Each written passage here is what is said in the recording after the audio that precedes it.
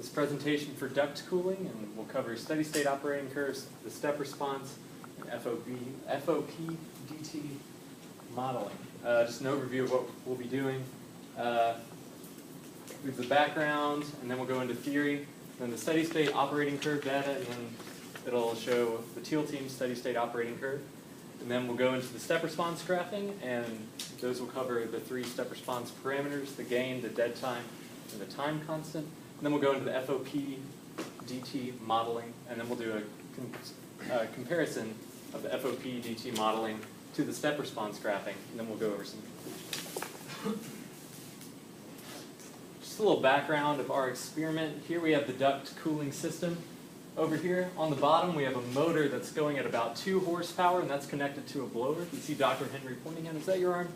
No, I don't know. Okay, well, it's still pointing at it. And here we have a lower heater and an upper heater. And for our means, the lower heater will be on and the upper heater will be off. And over here we have a kinetic damper, and that will be closed for our experiments. Just to reiterate, damper 1 will be closed, the lower heater will be on, the upper heater will be off, and we're going at an operating range of 48 to 54 degrees Celsius.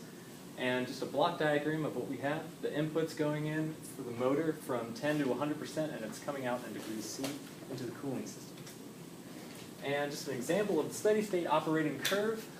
The experiments are going to run the system at various inputs, and the temperature and time graph will be made for each power input based on the online experiments. The average temperature will be determined from the steady state, and right here we have the steady state. It's pretty good to me. And here is our steady state operating curve.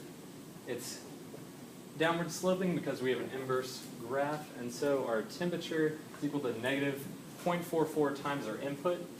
These lower values are a little bit more consistent with the trend line than the middle and upper values.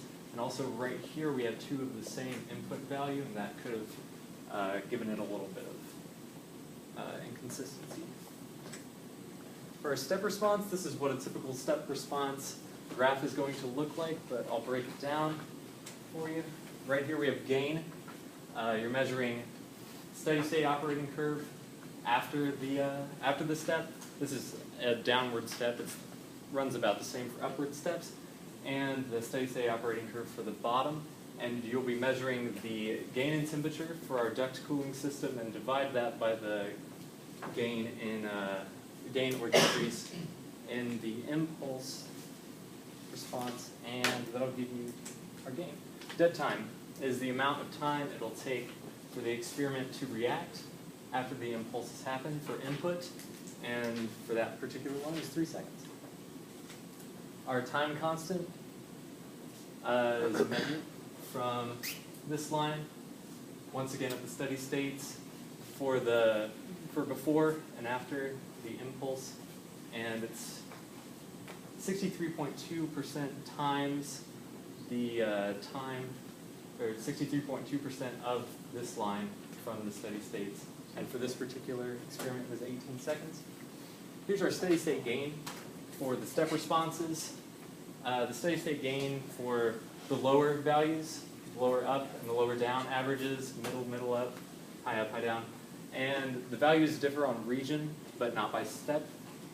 And there's pretty consistent uncertainties throughout. Nothing too egregious there. Here's our step response dead time. The average dead time, same graph style as the other one. Values are high for the middle region, and those also have very high uncertainties, but there is no dead time for the upper region, and none for the low down average.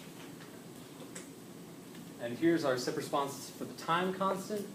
The time constant's value lowers as the output values rise, and also in the middle region we have a very high uncertainty, but that's not present in the lower and upper regions. For our FOPDT, for our FOPDT, it's fairly similar to the trapezoidal method, and it will go by this model equation.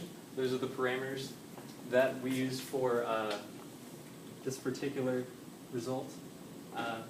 Yields a time constant much greater than the step response, but the down average is still higher than the up average, and pretty equal inconsistencies, or not inconsistencies, but uncertainties with that.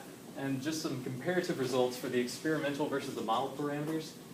We have the steady state gain, 13 degrees C per percent, and that's just a little bit higher for the model parameters. The dead time is much higher, about 7 times higher for the model parameters, and about 3 times higher for the time constant. But the graphs were still pretty similar. So some conclusions about our duct cooling system. The temperature for the steady state operating curve equals a negative 0.44 times the input. The steady state gain increases for larger degrees Celsius. Dead time is most prevalent in the middle region, or 50 to 52% Celsius. The time constant values decrease for larger values of Celsius. And the modeling results were higher for all the parameters than the experimental results, but the modeling still pretty closely resembled the experimental results. And I'll yield for questions.